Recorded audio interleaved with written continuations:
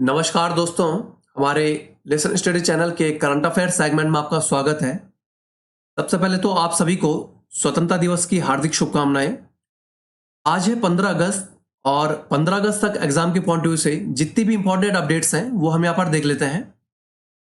तो पहला क्वेश्चन है, भारतीय ओलंपिक संघ द्वारा किस स्थान पर आयोजित एक समारोह में बर्मिंघम राष्ट्रमंडल खेल के पदक विजेता खिलाड़ियों को सम्मानित किया गया? ऑप्शंस में बेंगलोर, हैदराबाद, नई दिल्ली या फिर चंडीगढ़।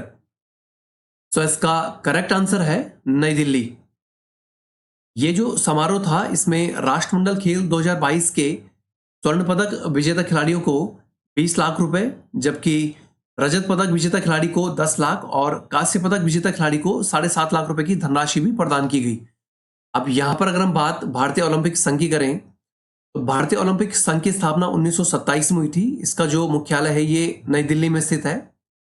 भारतीय ओलंपिक संघ द्वारा आयोजित प्रमुख आयोजनों में एशियाई खेल 1951, राष्ट्रमंडल खेल 2010 ये कुछ प्रमुख आयोजन हैं। वर्तमान में अनिल खन्ना भारतीय ओलंपिक संघ के कार्यवाहक अध्यक्ष हैं। अगला क्वेश्चन है, हाल ही में किस राज्य के राज्यपाल ने एक विधायक एक पेंशन योजना को अपनी मंजूरी दी है? ऑप्शंस में हरियाणा, पंजाब, उत्तराखंड या फिर राजस्थान। सो इसका करेक्ट आंसर है पंजाब। पंजाब के वर्तमान में राज्यपाल हैं बनवारी लाल पुरोहित। इन्होंने हाल ही में इस विधेयक को अपनी मंजूरी दी है। पंजाब कैबिनेट की अगर बात करें तो ये ऑलरेडी इस विधेयक को अपनी मंजूरी दे चुका है।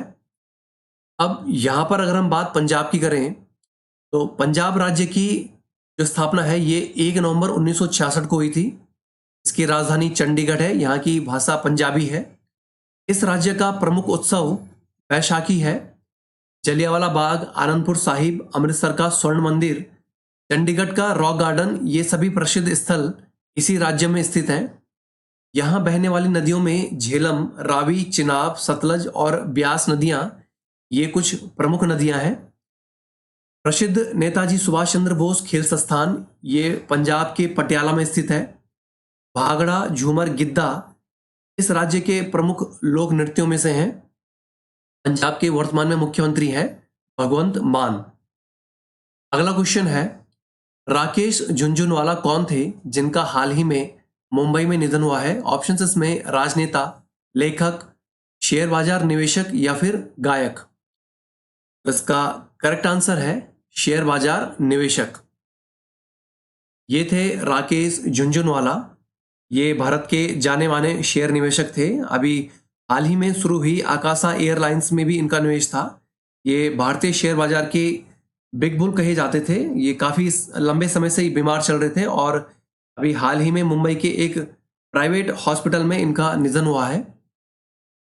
अब यहाँ पर अगर हम भारतीय शेयर बाजार की बात करें तो बीएसई यानी कि बॉम्बे स्टॉक एक्सचेंज और एनएसई यानी कि नेशनल स्टॉक एक्सचेंज ये भारत के दो सबसे बड़े स्टॉक एक्सचेंज है।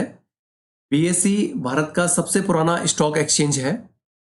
IPO, bull and bear, blue chip कंपनियां, निफ्टी, सेंसेक्स, डे ट्रेडिंग ये सभी जो शब्द हैं ये शेयर मार्केट से संबंधित हैं।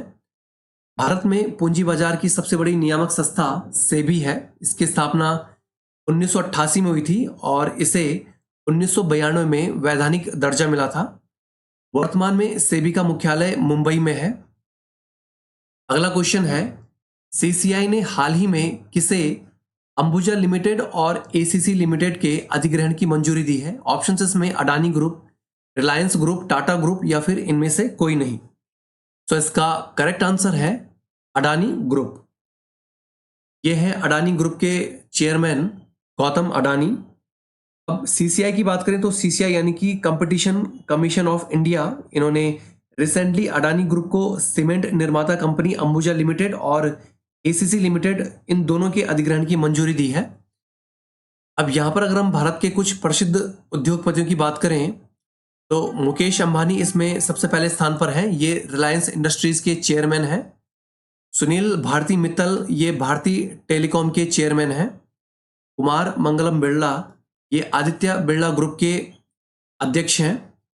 गौतम अडानी ये अडानी ग्रुप के प्रमुख हैं।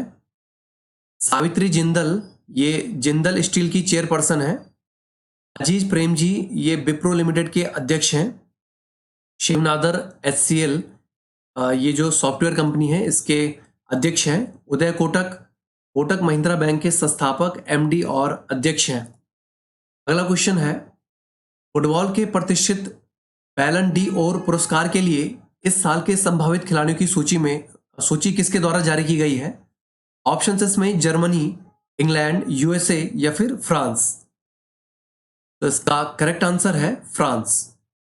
बैलन डी और पुरस्कार अगर इसकी बात करें तो ये फुटबॉल का एक प्रतिष्ठित पुरस्कार है। इसे फ्रांस फुटबॉल द्वारा दिया जाता है। विश्व प्रसिद्ध फुटबॉलर लियोनेल मेसी को सबसे अधिक 7 बार ये पुरस्कार मिल चुका है। हालांकि इस बार जो नॉमिनीज हैं उसमें इनका नाम शामिल नहीं है। अब यहाँ पर अगर हम भारत के प्रतिष्ठित खेल पुरस्कारों की करें तो अर्जुन पुरस्कार ये 1961 से दिया जाता है। ये जो पुरस्कार हैं ये खेलों में उत्कृष्ट प्रदर्शन के लिए दिया जाता है। द्रोणाचार्य पुरस्कार 1985 से दिए जाते हैं। ये जो पुरस्कार हैं ये जो कोच हैं उनको दिया जाने वाला सर्वोच्च सम्मान है।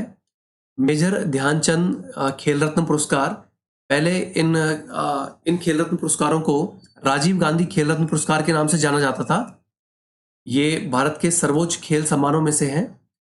राष्ट्रीय खेल प्रोत्साहन पुरस्कार 2009 से दिया जाता है। ये जो पुरस्कार हैं ये युवा मामले और खेल मंत्रालय द्वारा प्रतिवर्ष प्रदान किया जाता है।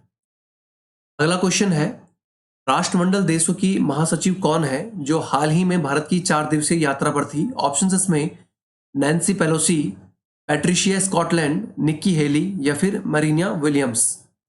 सो इसका करेक्ट आंसर है पैट्रिशिया स्कॉटलैंड। ये है पैट्रिशिया स्कॉटलैंड। ये एक ब्रिटिश राजनयिक है और इस समय राष्ट्रमंडल देशों के महासचिव के रूप में कार्यरत हैं। ये इस पद को संभालने वाली पहली महिला भी हैं।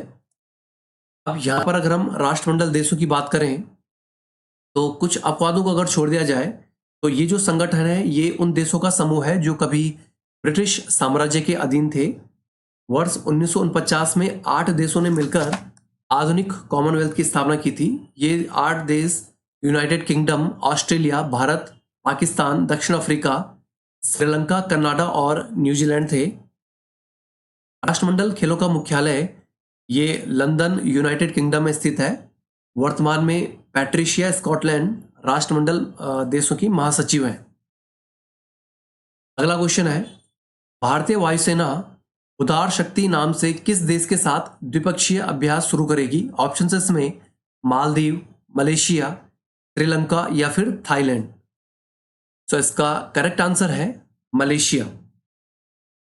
भारतीय वायुसेना द्वारा मलेशियन वायुसेना के साथ 4 दिवसीय द्विपक्षीय सैन्य अभ्यास ये उदार शक्ति नाम से शुरू किया जाएगा।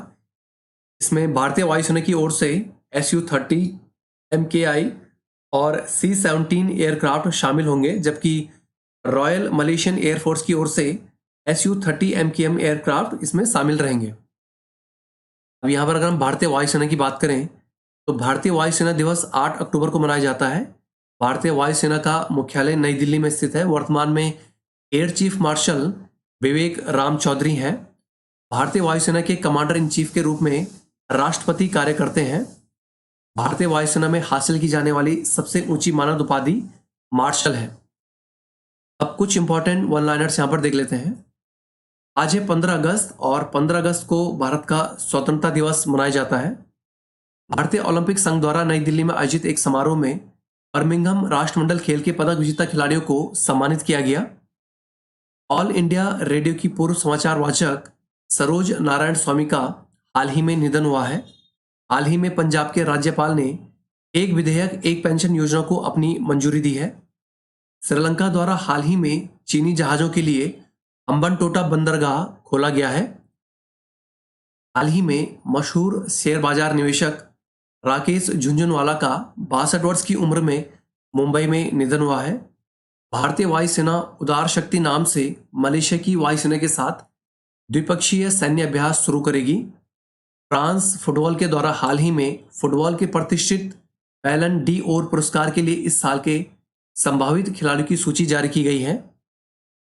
भारतीय वाणिज्य मंत्रालय अगले बजट सत्र में विशेष आर्थिक क्षेत्र के स्थान पर नया संशोधित विधेयक लाने का प्रस्ताव तैयार कर रहा है।